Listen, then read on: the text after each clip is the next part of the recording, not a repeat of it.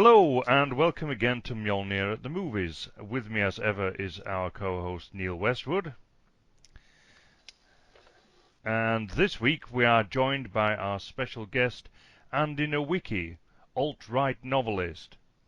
As well as writing novels, running the alt-right blogspot and making many monologues for his YouTube channel, Andy is also a low-status male Star Wars aficionado.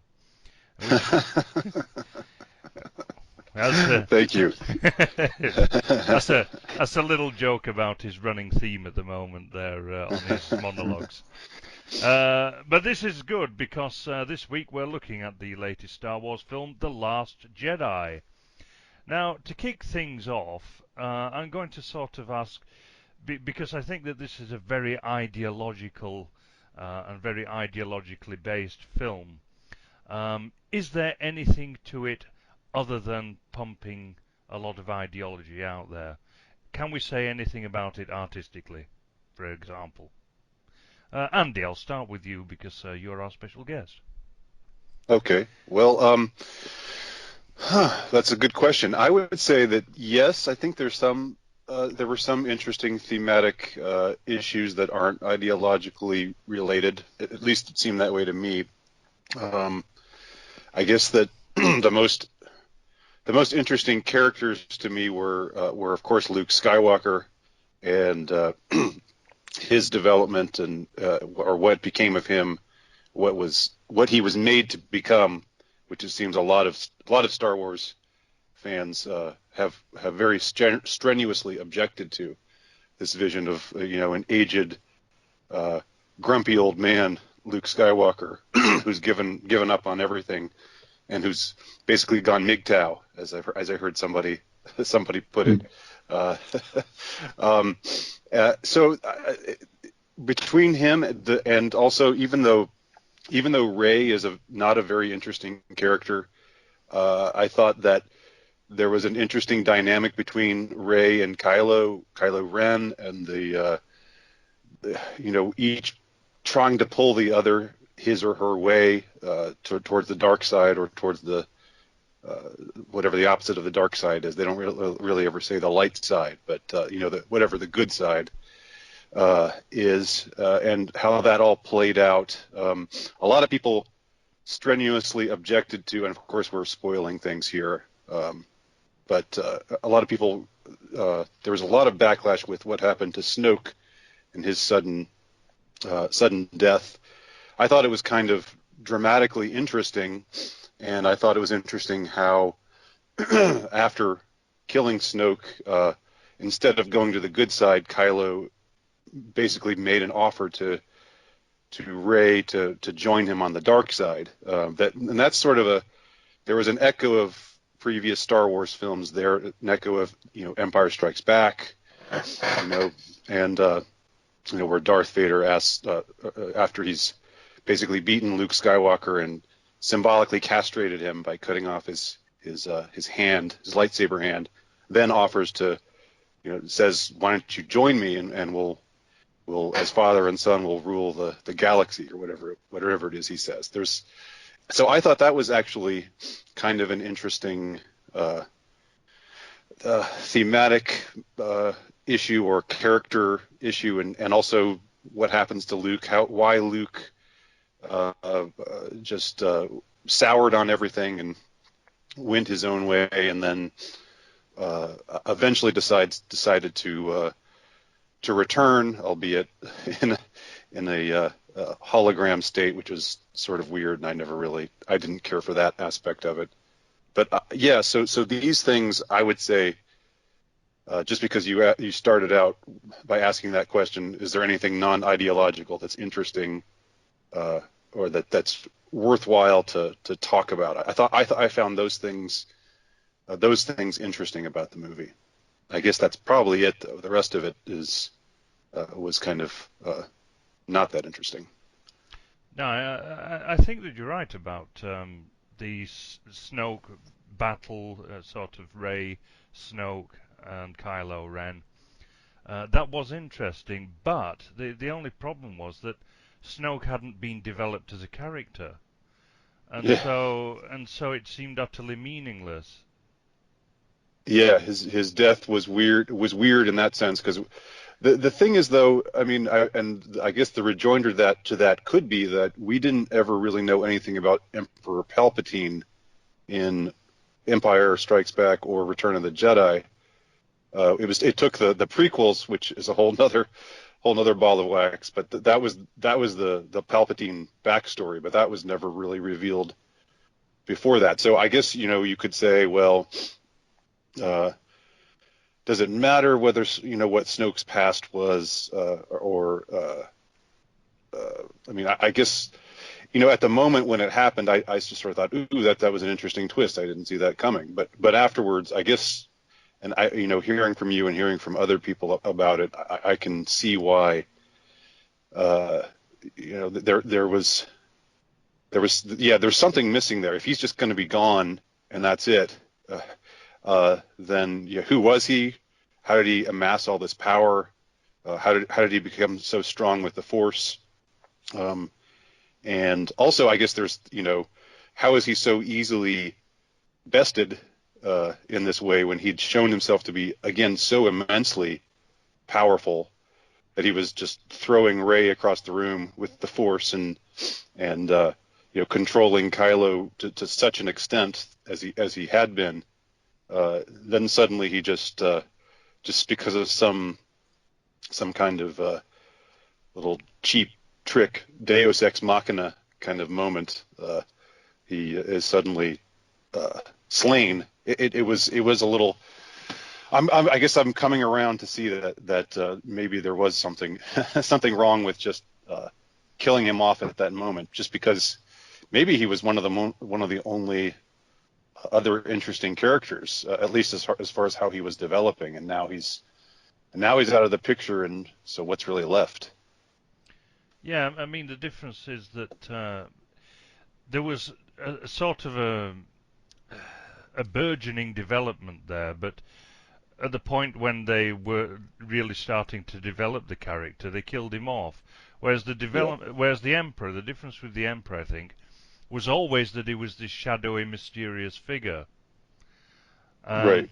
But you knew what kind of function he had. You knew that he was supremely powerful. You knew that he was the head of this huge galactic empire, and that his principal focus was on power itself, and that he was evil.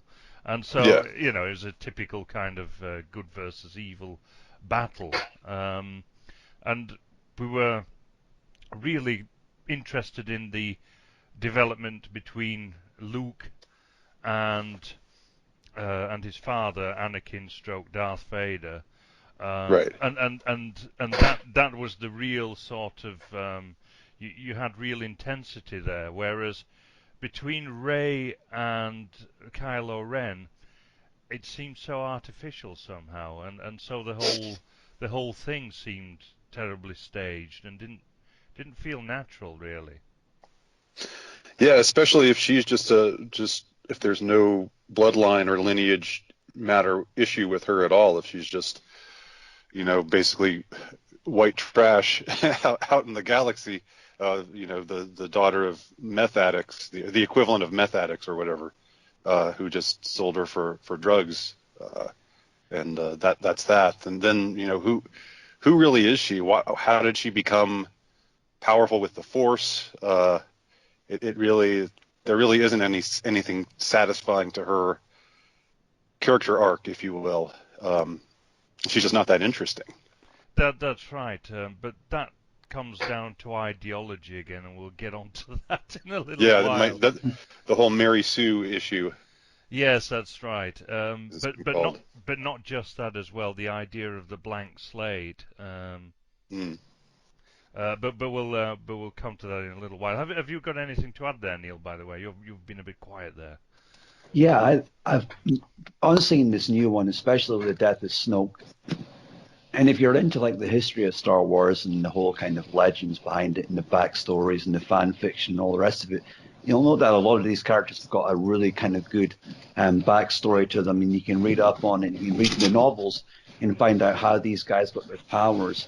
And with Snoke came along, it was kind of interesting to me because I hadn't seen this character before. And I thought, where does this guy come from? How is it that he's existed so long, developed all these powers? Palpatine didn't know about him. He didn't seem to have any part to play in the original Star Wars film. So who is he and where did he come from? Then they just killed him outright in front of you. And it seems like another thing they do in a lot of Star Wars movies is they just give us a really cruel, unnecessary death. I mean, look at Boba Fett, Darth Maul, Count Dooku. They've all been killed in the most preposterous ways you can think of. Yeah, and now, what's his name? The Admiral Akbar just suddenly gets sucked out into space. That's it. That's it. That's the end of him. And the girl who plays Brienne of Tarth in Game of Thrones, she plays this character called Captain Phasma or Fansma or something like that.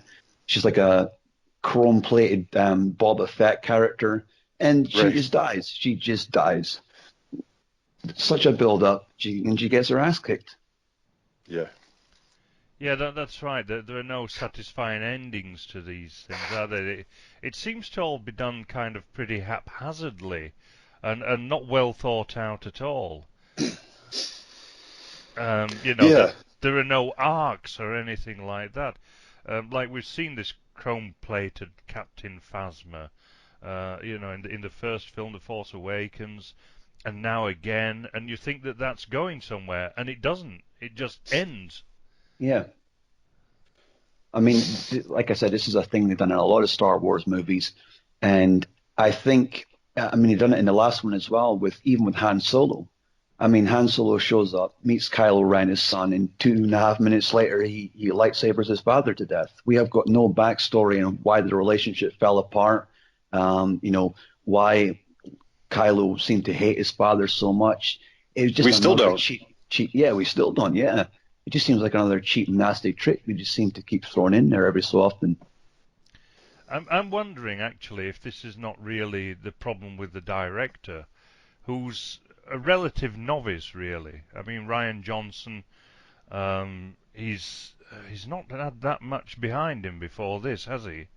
And he's both written and directed the film, and I think that this might have been a bit beyond him. It's come a bit too soon, at least for him. I mean, he directed possibly the worst episode of Breaking Bad there's been. So the fly. That's right, yeah, The Fly. So, how on earth has he got this, possibly the biggest job in Hollywood now? He directed Looper recently, right? Right, yeah, he did Looper. He also did a movie called Brick, which I actually really liked from several years ago, which was it was film noir, but it was set in high school. Interesting concept, and it was played straight, not played as a comedy. So that was one that a movie of his that I actually liked. And Looper was interesting, although I thought I didn't like it as much as a lot of people did. But yeah, he probably got this job just because he was malleable.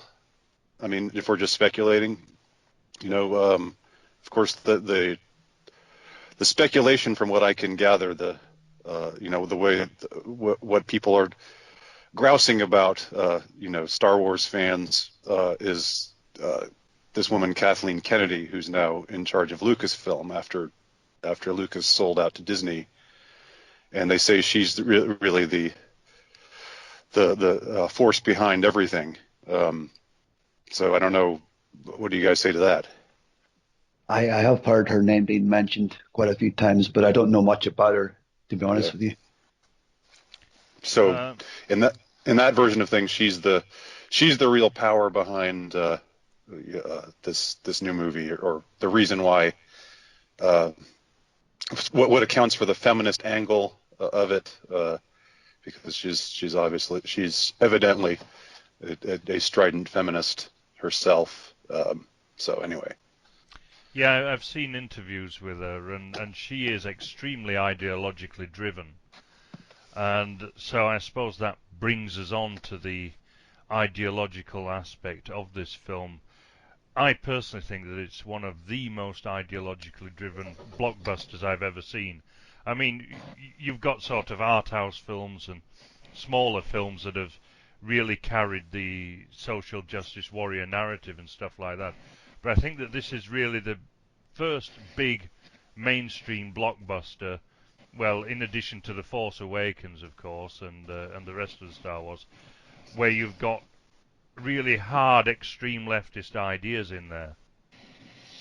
Yeah, and I think even from the start of the film, and we see this New Order, I think they're called, and The First Order. Yeah, the First Order. They're all white guys, and if you watch the film, they're all completely incompetent at what they do in a really bad way.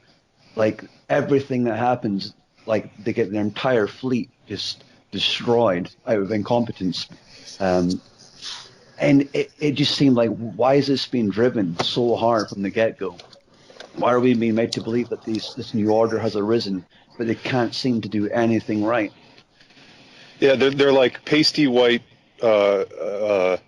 English, like posh English schoolboys. Yeah. Like they're the ones who are in charge of the First Order, like Hux, this guy, who the opening bit of banter is so completely lame, where Hux is on the bridge and being imperious, and then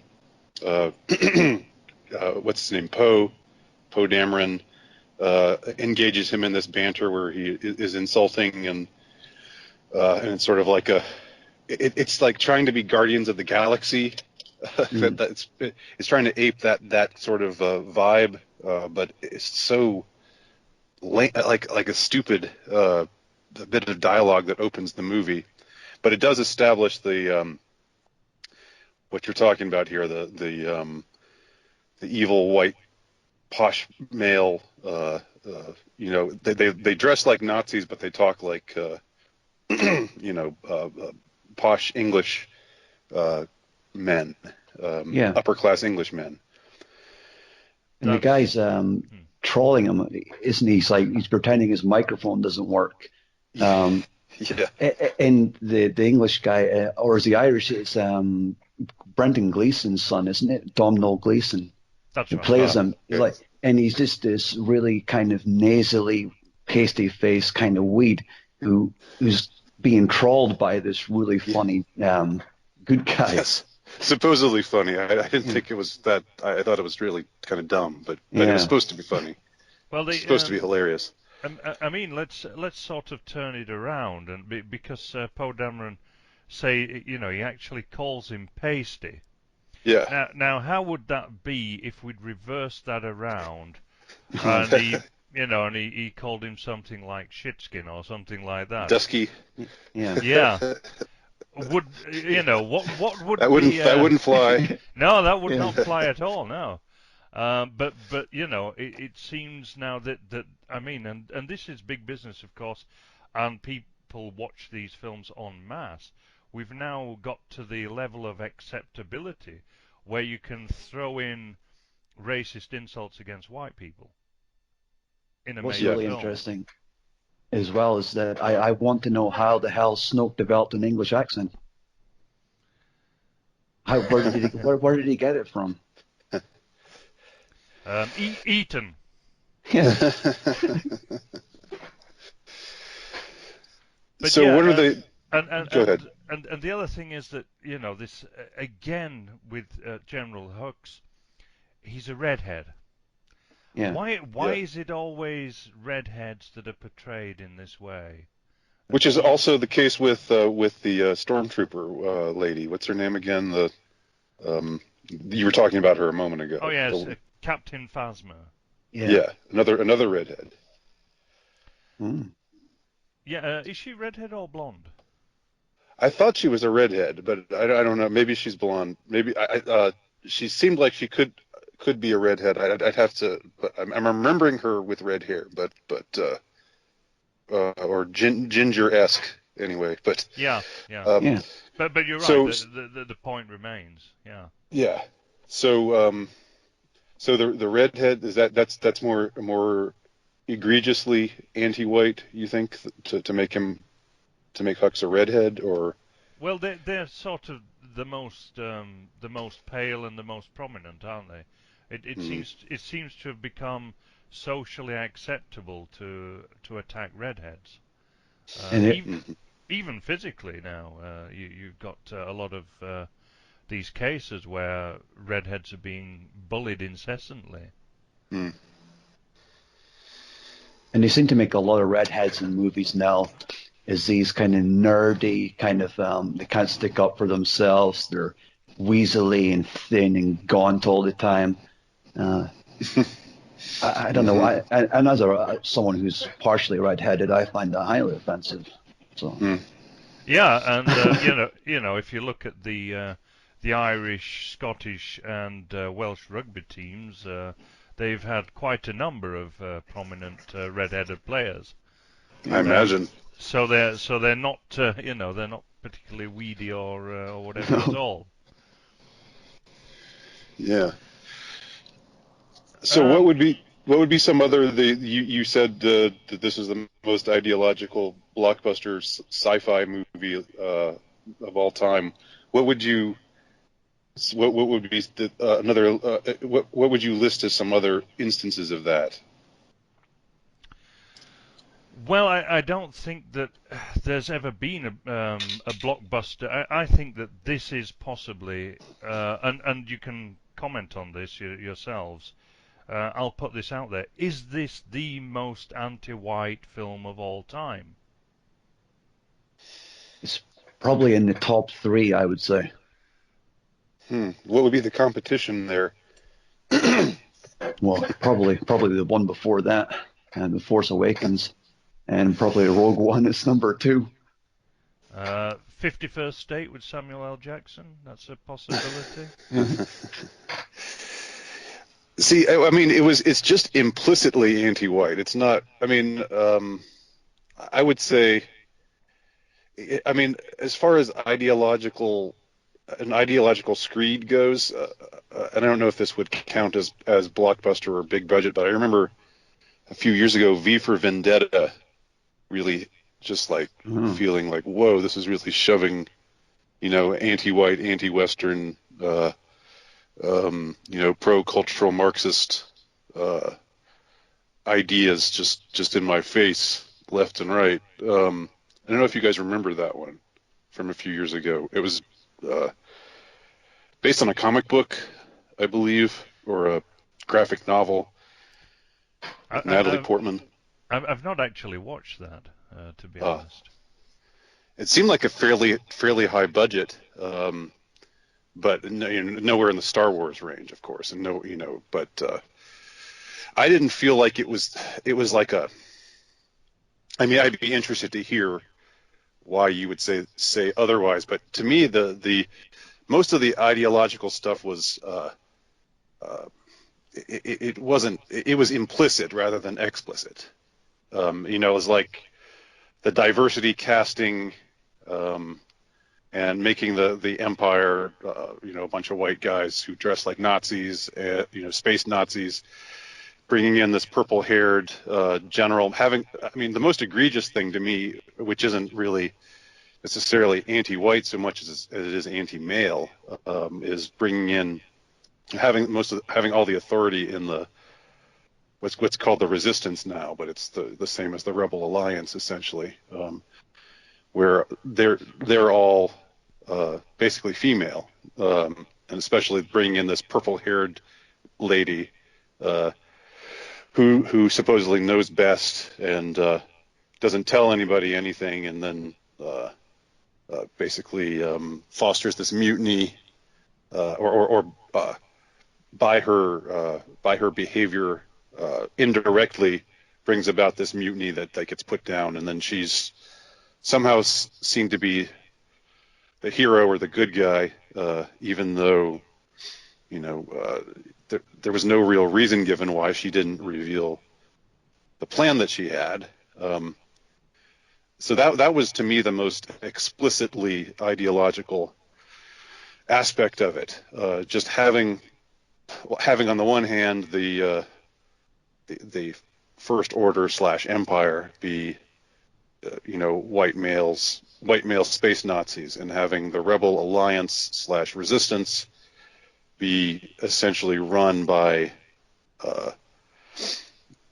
women, and having women in all the roles of notable authority, like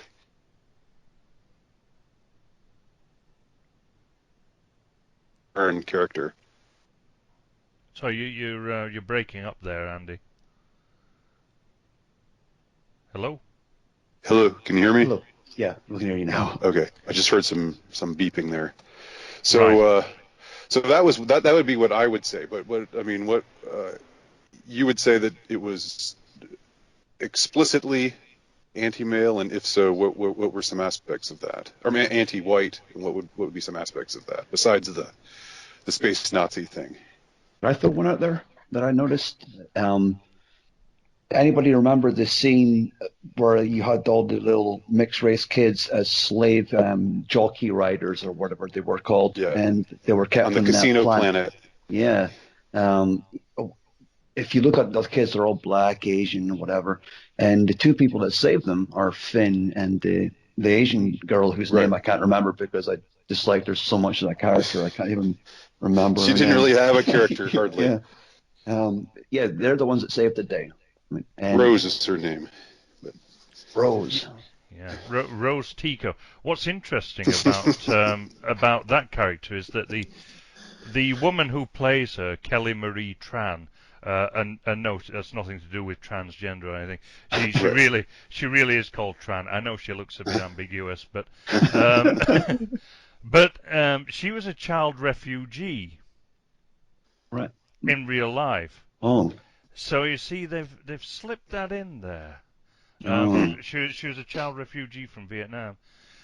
So this kind of comes into the meta narrative, if you like. But I think that one thing you'll notice about, I mean, the First Order, of course, it's all white and everything, particularly male, patriarchal and whatnot. Apart from that one token woman, although the actress who plays her, I can't remember the name of the actress. Mm-hmm. Gwendolyn Christie, isn't it? Gwendolyn Christie. She's Oh, in yeah. Game of Thrones as well, isn't she? Yeah. As that Mary Sue character. But she said that she played her as though it had been difficult for a woman to get to the top in the First Order, and so Ah. that gave her this added grievance. But, Oh. so even the actors are creating ideology on top of the ideology as they're going along, and Yeah. in on the other hand, the Rebel Alliance, as you've said, you've got all women in positions of authority. Yeah. You have got all non-whites in the hero roles. Um, if you look, so the older ones are women, but the younger ones uh, are non-white. Either male or female. The male ones are non-white, and the female ones are, with the exception of Rey. Does Poe count? Does Poe count as white or not? He's Hispanic, isn't he? He's Puerto Rican. Yeah. Or Guatemalan or something? He kind of registers as white-ish to me, but I don't know whether I'm not Mm, sure what we would count him as. yeah, I think in the narrative, I mean, he threw that racial insult Right, that's true. out, so he obviously doesn't see himself as white. Hmm. And but if you look in the background, there are white males. But they're all doing sort of little menial tasks. Basically what Lieutenant Uhura did in Star Trek in the 1960s. They're doing those tasks. Hmm. Hailing frequencies open, Captain. That's right. um, yeah. Okay. Well, the one other ideological, I think the most explicit ideological aspect of the movie is on the lame, dumb casino planet that we were talking about earlier. that they go to, and it's all the, oh, but look behind, and Finn is saying, oh wow, this is great, this is so cool, and then Rose says, no, look behind the scenes, it's all based on slave labor, and you've got war profiteers, and this is the 1%, and they're the military industrial complex, or something along those lines. And I thought all of that was just really uninteresting. I mean, it was and animal cruelty. There's another one. Yeah. They're mistreating these kangaroo type animals that that was that racetrack. that was the part of the script written by Peter, wasn't it? Yes. And it's deliberately having a go at the old sort of aristocratic sport, the sport of kings, as it's called in Britain, of horse racing. Right. Actually, it shows again the SJW's complete lack of understanding of something like that, because for the most part these horses get treated like kings. You would, right. Because how could you race them if you treated them cruelly? It's completely ridiculous. Now, a lot of people were down on or critical of. I'm not remembering his name right now, but the actor on the casino planet who played the hack, the guy that they found who could hack into things and who was a kind of a con man. I can't remember the actor's name. Benicio del Toro. Yeah, Benicio del Toro. I actually thought he was good. I actually kind of enjoyed his character and the moral ambiguity there, and it was funny how he had these little tics and stuff. He was sort of method acting it up, which is not something you typically see in a Star Wars movie. The acting is pretty basic and usually there, but he had this stutter thing that he was doing, and I thought that was kind of hinted at something interesting, and how the same people who are funding the Empire or funding the bad guys fund the good guys. So what does it really matter? Just take from it what just take the side that's winning and then cash out at the right time and do your thing. So I thought he was kind of interesting, but I don't think they really did very much with him. And ultimately that was... Well, again, I always knew that he was going to betray them because he's a white guy with a stutter. Yeah. See, now, is he white? Because I've heard people say, no, he's not white. But to me, he registers as like a Spaniard. To me too, yeah. White Spaniard or whatever. Yeah. So did anyone else notice the other part? And it's kind of related, but I think it was a little bit of a hint at people who even eat meat. People who enjoy eating animals effectively. And they had that scene where Chewbacca he refuses to eat the little chicken thing because, and they kind of reduced Luke to this guy who wanders around drinking milk from that weird creature he picks up. That was very strange. Why did they have that? Yeah, why did they have him milking the teat of that alien creature and then drinking it in front of Rey and saying, what was that all about? It was just really strange little things like that made me wonder if the person who wrote it was actually a fan or they were just writing something to make people happy and trying to please as many people as they could.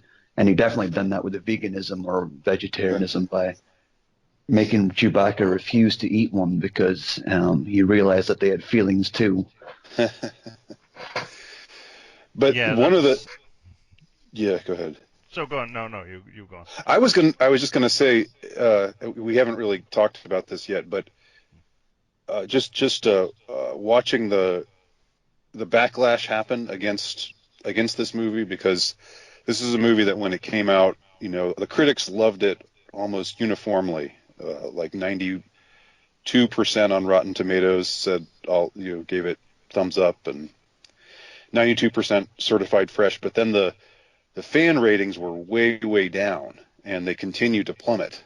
And that's a really unusual thing, because for a big blockbuster movie like this, it's usually the critics who are a lot more picky and discerning, and the fans who are just there to be entertained and say, yeah, that was good, I was entertained, and they rate it higher. But there's a big time backlash against this movie that's taken place, and that's, people are talking about it. You can find all kinds of YouTube videos where Star Wars fans are just not happy, and they talk about why what they are unhappy with in this movie. And it seems like one of the things that is the most displeasing to the loyal fandom of Star Wars is how they treated Luke Skywalker, what they did with his character. And I mean, maybe we can talk about that, because it seems like there something ideologically driven there. How they took the white guy, the white, blonde-haired, blue-eyed, fresh-faced, Dudley Do-Right kind of character. The one who was always going out to save people. Enthusiastic about saving his friends in Empire Strikes Back, and then the one character who saw good in Darth Vader and wanted to turn him to the good side when everybody else said that was impossible. And now they made him into this extremely bitter, angry, grouchy old man who's just gone off on his own, living on this island, doesn't want to have anything to do with anybody.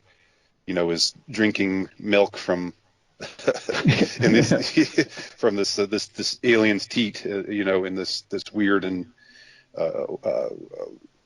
uncomfortably just uncomfortable and way that makes him seem even more, I don't know, somehow egregiously off from the Luke that we remember, the Luke of the original trilogy. Was there something?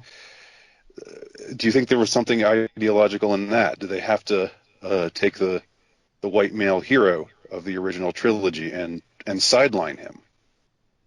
Well, I think they sidelined him for this new weird Keira Knightley clone lookalike girl who played Rey.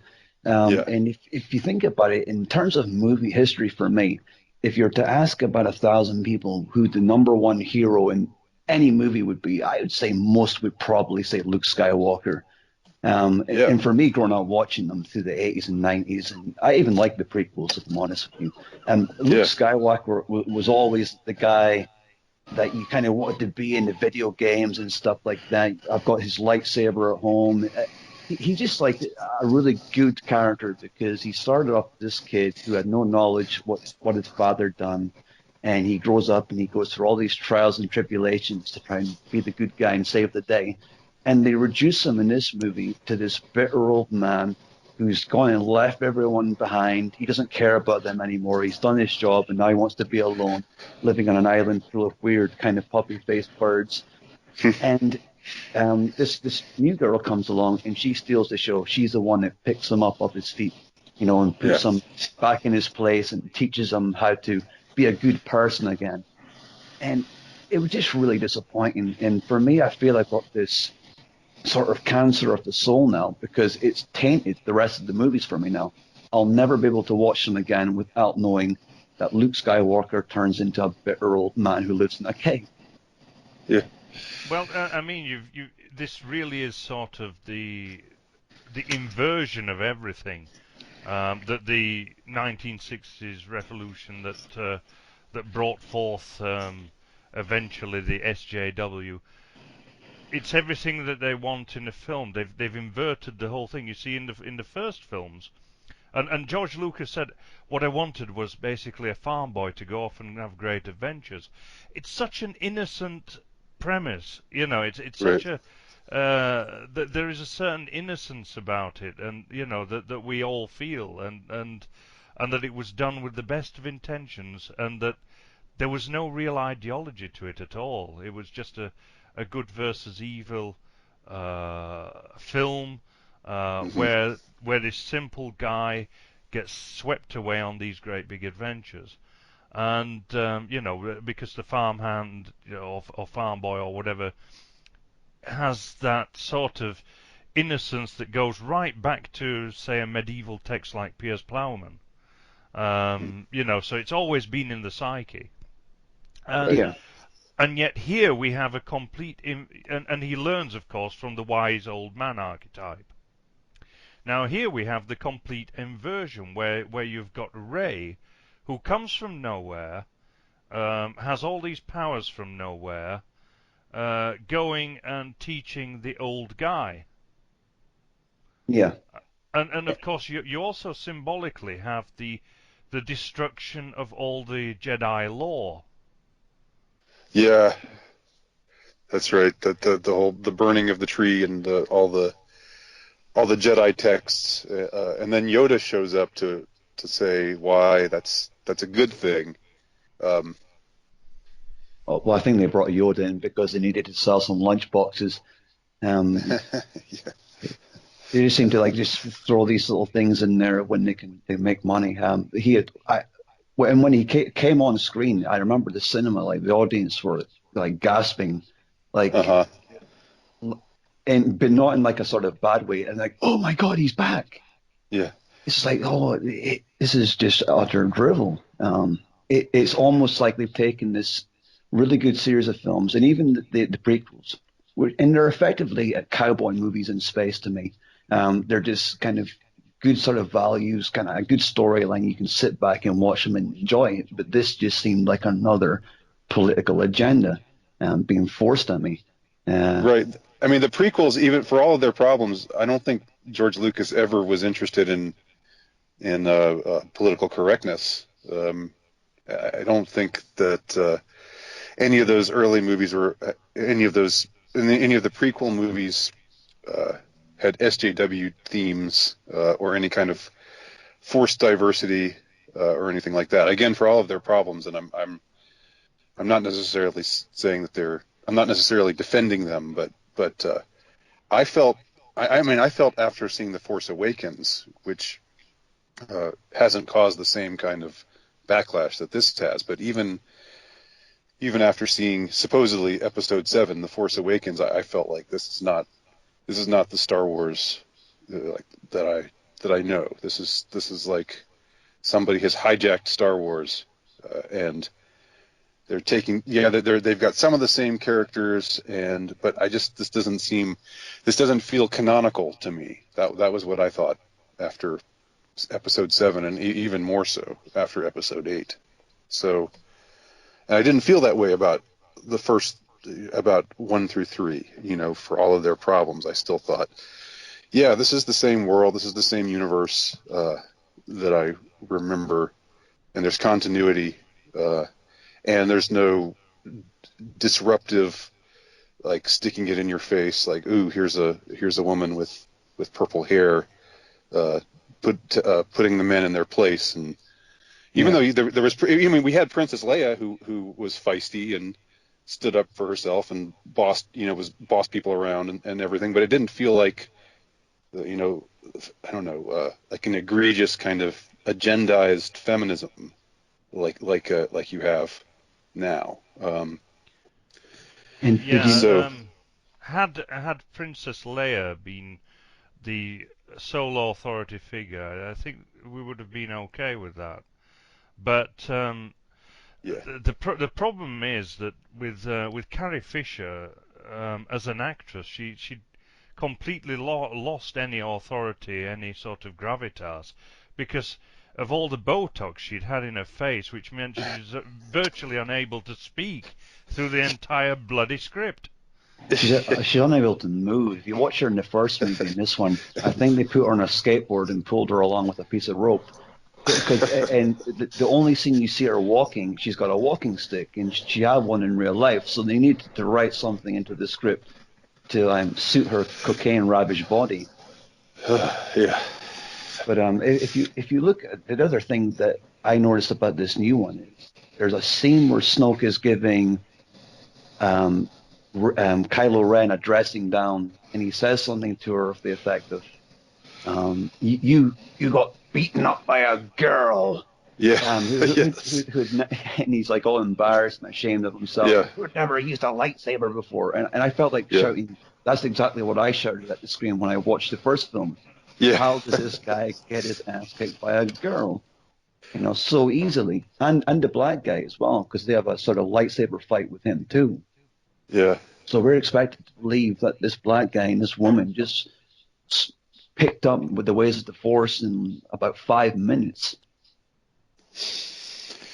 That was almost like an acknowledgement of the way the crowd reacted, or a sizable number of the crowd reacted to Rey suddenly having all these kinds of powers and being able to go toe to toe with this Sith Lord, which is what Kylo Ren was.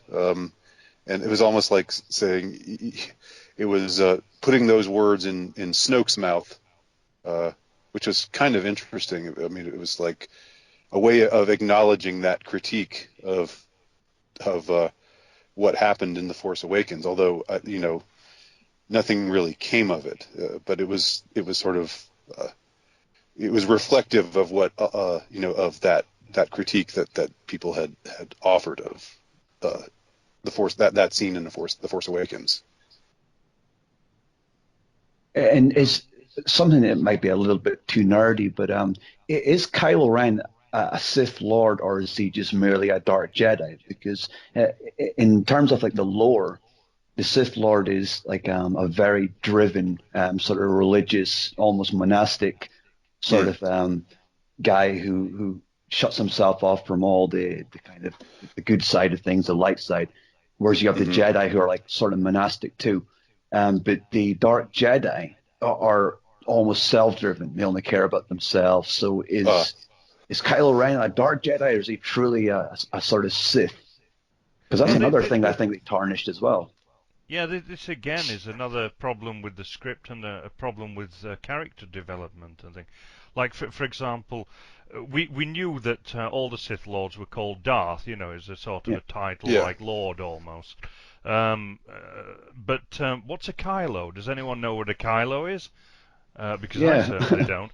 And but there was this Knights of Ren, wasn't there? That was briefly mentioned at one point in episode 7 or something. What happened to that? Where did that go to? Again, it was another dead end that just got sort of forgotten about. And was there a Knights of Stimpy to go with the Knights of Ren? I don't know. It makes me think of the Knights of Ni from the Monty Python movie. Yes, but perhaps he'll get his arm cut off in the next episode and right. still be able to battle on. No, it's just a flesh wound. Come on. Yeah, there were lots of threads that just got dropped that seemed really haphazard, and a lot of people have commented on these things, and it looked like they were going towards suggesting that something about Rey's parentage, but now there's nothing significant there, apparently, and yeah, I mean, it's just. Oh, you've gone, Andy. Right, we'd better fill in for him, hadn't we? Right, yeah. Yeah, I thought that was poorly done. Oh, you're back. Yeah, back. Try that again, Andy. Sorry. Can you hear me now? Yeah. Okay. Go. So I'm sorry. Go ahead. I was done. There's another call coming in. I just had to decline it. Okay, right. Oh. What were you going to say then, Neil? Sorry. Yeah, I there was a lot of things about it that just annoyed me. Visually, the film looked really good. I mean, there's nothing I can complain about in that side. But that was about as deep as it went for me, because there was just so many things about it that just didn't make any sense. And like I said before, it's almost tainted the other films for me, because I know what happens to them now. And I'm starting to wish that they'd never even made these films. Well, you know that did you know that there was a petition that some people started to draft to remove it. Yeah, just to strike it from the record, just to say this. What happened? This is not really a Star Wars movie, and it was kind of funny. Um, it shows how passionate some people are about these kinds of things, and I mean, to me, it seems like, your reaction, Neil, is not unusual. There have been a ton of people who have said exactly the same thing. That they feel like this whole, that their childhood, these movies that played such a prominent role in igniting their imagination and giving them inspiration through their childhood, that it's all been tarnished now, and they and they especially hate what they've done with Luke Skywalker. I mean, that's a really interesting thing to chart for me about this whole backlash. And I didn't know that there was going to even be a backlash, and I didn't know it was going to take the form that it did. And in some ways, the backlash against The Last Jedi has been more interesting to watch develop than the movie itself. The movie itself, has these these issues that we've been talking about, and again, when I saw the movie, I didn't like it. I didn't hate it either, but I thought it was a disappointment. But watching or seeing how people have been reacting to it is just really interesting, and it seems to point to something significant. I feel almost embarrassed admitting that it's affected me this much. I feel like I need my safe space to go to. But but the Star Wars films, for a lot of people, especially around about my age, I mean, we grew up with these. I mean, it almost became part of our culture. Like everybody Yes. wanted to be Luke Skywalker. So I can't help but feel slightly emotional. But I think it's just the way they done it. If it was just like a really sort of bad film where they just didn't quite get it right. I'd be like what they done with the prequels, for example. Yeah. I wouldn't be so bad, but this just seemed like it went beyond just ruining some of my favorite films. It went into a region where they're now ruining my favorite films, and they're also trying to throw some propaganda at me. Yeah, and they're. Go ahead. I'm sorry. For me, it seems like they're trying to make anti-Star Wars films, like they're trying to undo everything that has gone before. Yeah. Yeah, it's like there's a theme in the movie, like Kylo Ren says something like "kill the past," or "forget the past, leave the past behind, kill it if you have to." Luke Skywalker says it's time for the Jedi to end. There's the whole thing about the burning of the books that constitute Jedi lore, and just this whole idea that we just the past, it needs to be wiped out. That we need to forget about it. And like there is this kind of insidious deconstructive theme that's playing out in this movie. That it didn't strike me so much at first, but now, I mean, the more I think about it, it really is there, and it really does seem significant, and in a bad way. Yeah, it's corrosive. There. It's there in the principal character. Yeah. In Rey, because this is a woman with no past. Yeah. Yeah. In some ways, she mirrors Luke Skywalker because she's from a desert planet. She's an orphan.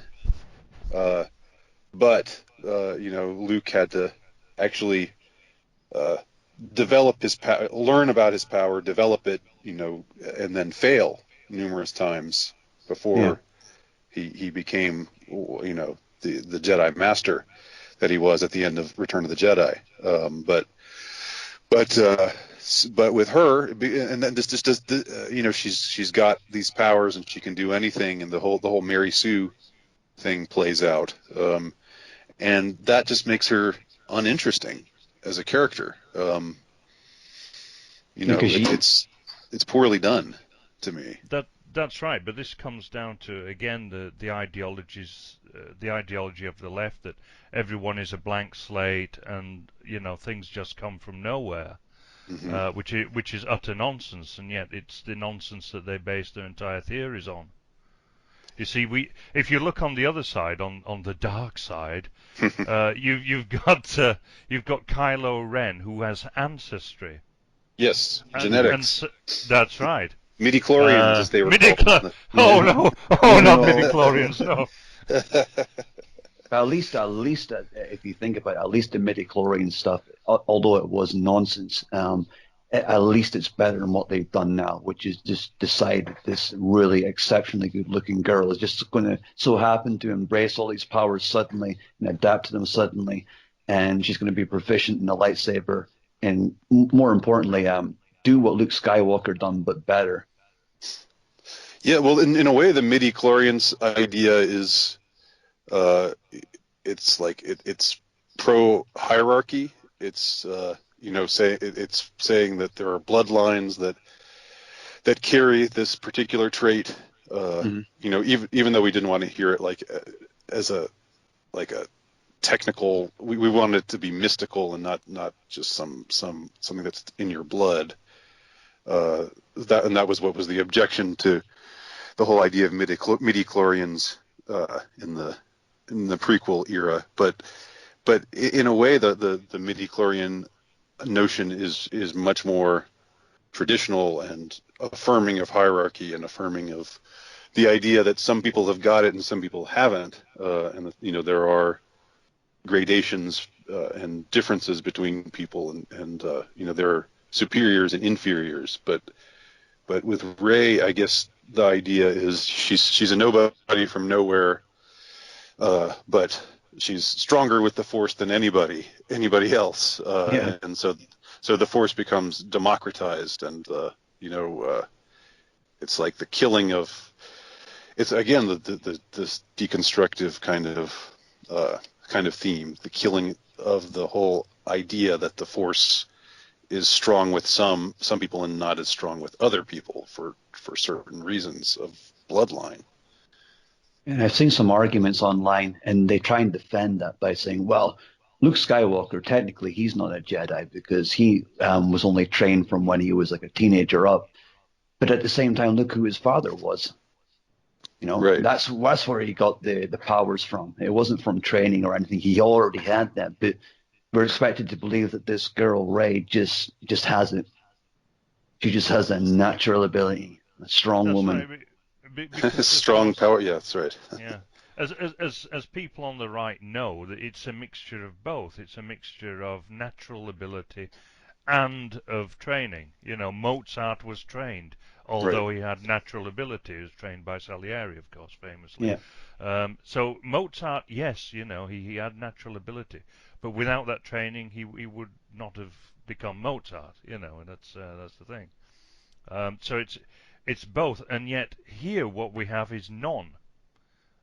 Rey has no training, comes from nowhere, from some random meth addicted family or whatever, and and all of a sudden she's the most superior force in the universe. It's just nonsense, isn't it? In the first Star Wars movie, what later got titled A New Hope, Luke doesn't, even though he's the hero, he doesn't do anything really extraordinary until the end.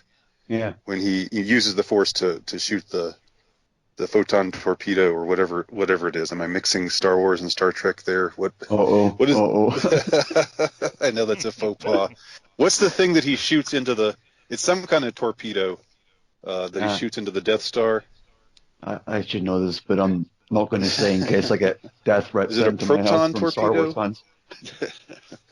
But anyway, he the only time he does something that really extraordinary is at the end of the movie when he uses the Force to aim in the right way. He takes the visor off and just does it by the Force. But before that, he just gets swept along, and he's just he's brave. He does some brave things. He's also kind of a callow, whiny kid. But contrast that to Rey in The Force Awakens, the first movie that she gets introduced in, and then she's doing amazing things from the very start, and then she's facing off against what should be whether he's a dark Jedi Master or a Sith Lord, whatever whatever the case may be, and she's able to go toe to toe with him and even do better than him, best him in a way. Yeah. And again, it just, but Luke had to learn it. Luke didn't do anything really extraordinary in A New Hope, and then in Empire Strikes Back, he was struggling, and he learned about the dark side and was tempted, and then met Darth Vader in lightsaber battle, and eventually, was defeated, lost his arm, and then it was only in Return of the Jedi that he really, stood up and was came to fruition as a character, but Rey seems to be that way from the very start. Yeah.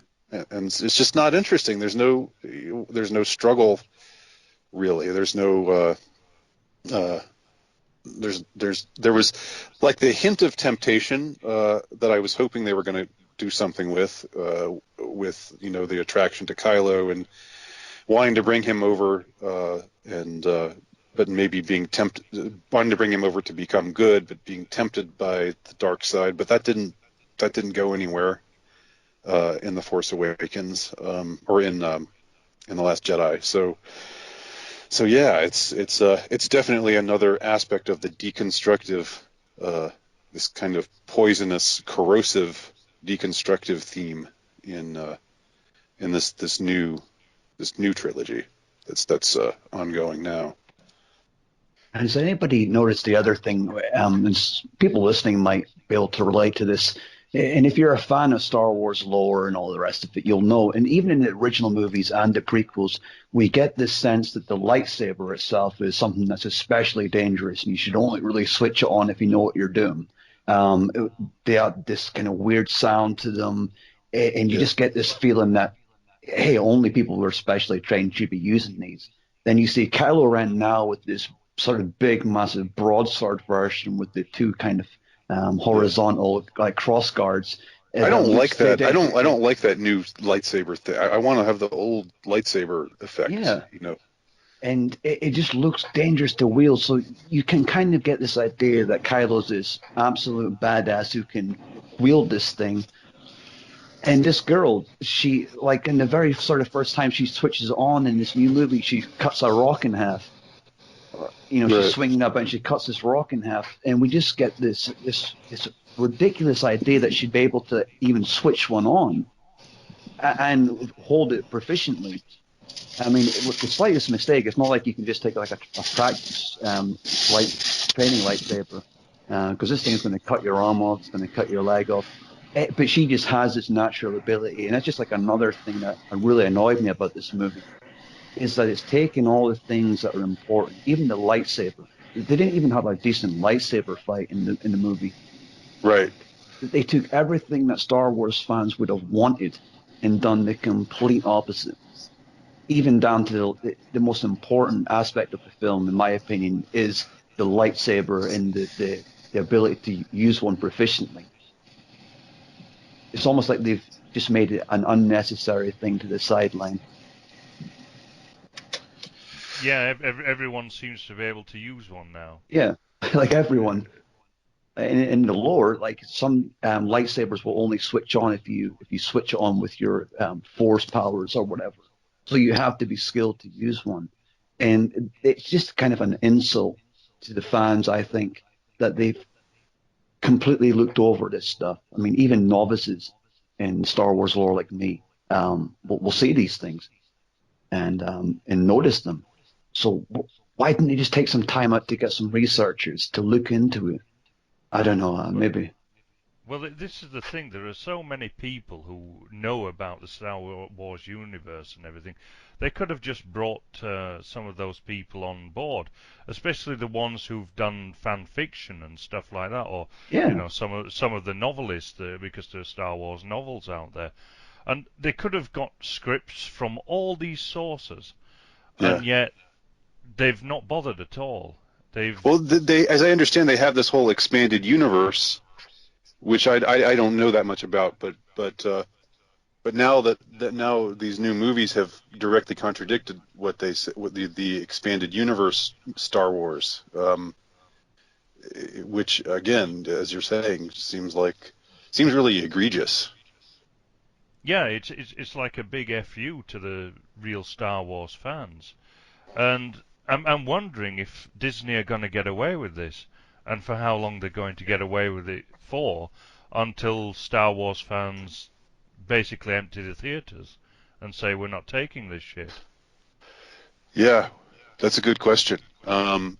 There, as far as this film's grosses have gone, I don't usually follow like, oh, how much is it making kind of issues, but this movie had a really sharp. I mean, it did really well in its first week, and it's still doing. I mean, it's making a ton of money, and it will make a ton of money. But compared to other Star Wars movies, including the Force Awakens, it's really not living up to what people thought what the expectations of what they thought it would do. And it seems that a lot of the fans who usually go back and watch Star Wars movies 2, 3, 4, 5 or more times, they aren't doing that, and that accounts for a lot of the backlash is and the word of mouth is what's accounting for a lot of the this movie not living up to the hype as far as ticket sales go. Now it's still in a way it's kind of almost a moot, or it seems almost silly to talk about, because it's still making more money than most movies would ever come close to making. But comparatively speaking, it speaks to a backlash that's happening and that might be ongoing. And I guess we'll just have to wait and see what happens with that. Yeah, I mean, it looks as though it's going to pass the 1 billion mark at the box office. So it's Right. not affected it. It's not affected it really as yet. But it'll be interesting to see if it affects the next film, which I think is going to be a Han Solo feature. Is it? Oh no. And that's getting a lot of bad press. There's a lot of bad word of mouth as far as that goes. There's a lot of people are saying that there's a lot going wrong on the set. That the actor that they're getting to play young Han Solo has struggled, and bringing in different, like they had a director I think they brought in Ron Howard to take over as director because the first one wasn't working out. I've just heard a lot of things going wrong with this new Solo movie, and so. Well, if Ron Howard's directing it, then at least they've got a chance of saving it. Yeah. And if Ron Howard can't save it, no one can. I think No. he's probably one of the most reliable directors in Hollywood. So I don't know. I mean, we've got this callow youth in Ryan Johnson, directing. I'm not sure as he'll be trusted with anything again. One interesting thing about Ryan Johnson is that he's a keen banjo player, so he is the banjo boy, basically. That's an interesting thing. How is that relevant to the Star Wars universe, do you think? Well, that was just a kind of a Deliverance reference, but Oh, okay. if I get you've it. seen that film, I get it. Yes, I get it now. Yes. so yeah, I think we should wrap up with any last thoughts that we want to give on this. Is there any redeeming features? Again, when I saw the movie, I didn't hate it. Uh, but I also was disappointed. I thought it was too long. I thought a lot of uh, the sequences weren't all some of the battle sequences were underwhelming, even though the special effects were good and visually speaking it was great. But I mean, it's sort of a movie that it left a bad taste in my mouth, and the bad taste has remained. And more, it's sort of a movie. The more you think about it, the less you like it. That's been my personal impression, or what's happened to me with the Last Jedi. So that's my side, my take on it. Yeah, I'm exactly the same. The only reason I stayed to the end was because I knew I had to do this podcast, and I had to stay and like at least do some homework on it. And I also couldn't leave my friend who went to watch it with me. That's the only reason that I never got up and walked out. And I feel a bit strange saying that and a bit nerdy, but I really do feel that this goes beyond just messing up a film with bad writing. This is just like a deliberate attack on what people kind of love about a movie, just being able to sit down. You don't have to worry about any political agenda. You just sit down, watch a good movie about a good story. And I couldn't do that. At no point during the watching of that film was I ever excited. Did I ever feel any compassion for anybody? I never felt engrossed in the storyline. I just wanted it to be over. And I can safely say I will never watch this movie again. I will never watch that movie again.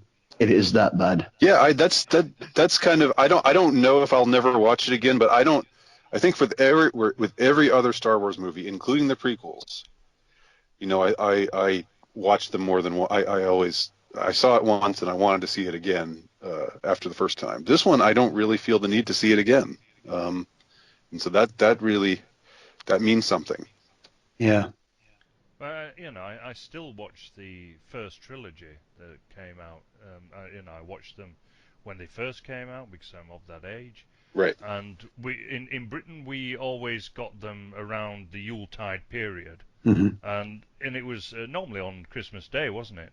Yeah. And it was sort of an event, that was going to come on, and you watched it every time it came on, every year.